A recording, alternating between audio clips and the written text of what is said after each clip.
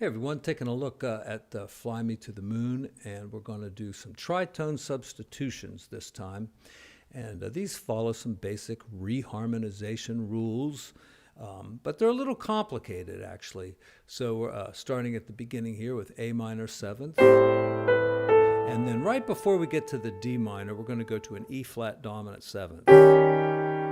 And then D minor. Okay. Now there's lots of ways you can voice this.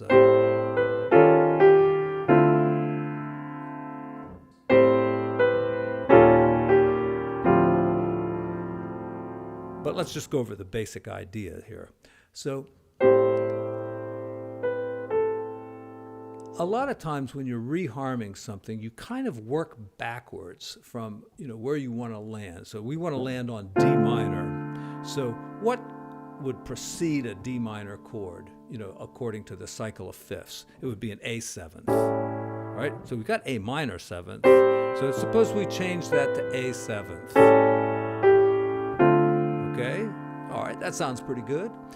But what's the tritone of that? Because dominant 7th chords, you can use the same dominant chord a tritone away. So instead of A 7th, we're looking at E flat 7th. And notice that these two notes are the same. That's why this works. The 3rd and the 7th of A become the 7th and the 3rd of E flat.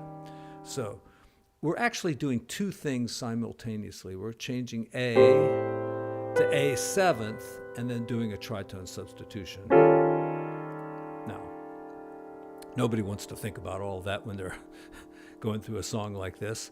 So you could just think, a half step above any chord that you're going to and play a dominant chord there. That's the same as going cycle of fifths. A7 to D7, E flat 7th to D minor 7th. Same thing.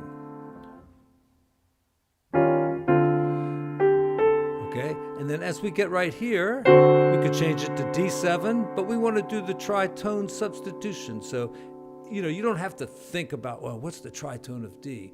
You're going to G, it's just a half step above G. So A flat to G. All right, so from the top,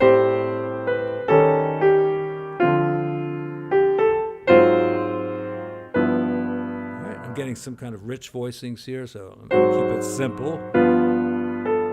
And you could even do it right here, D flat, dominant 7th to C major 7th.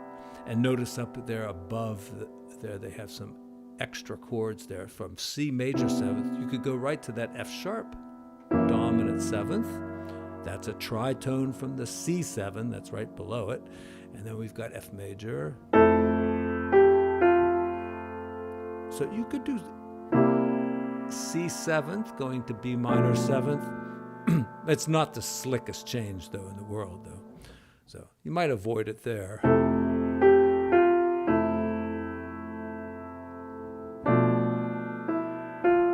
So back to F 7th. Right, because our target is E. Yeah, and it's the same as going B to E. Even here we could do B flat 7th to A minor. The tritone substitution works with dominant chords only, but that's not to say there's some situations where it kind of seems like it works for other chords as well.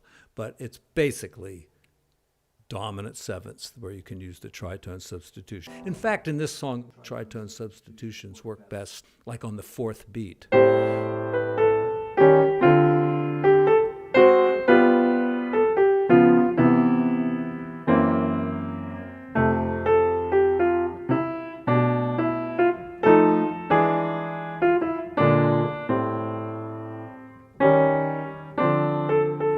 A 7th, I did E flat 7th.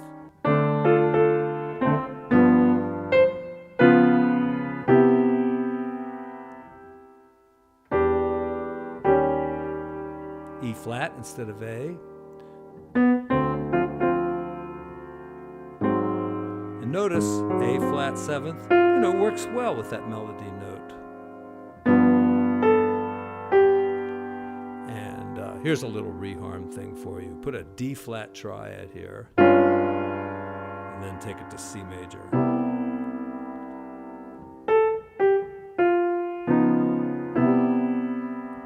So it could be like a D flat seventh, or it could be like a D flat over a G. That's an interesting kind of tritone substitution thing. You've got a G7th chord, but if you play the triad a tritone away, that distance, any inversion, you get a rich chord there. All right? And maybe if you add the third to it, it's nice.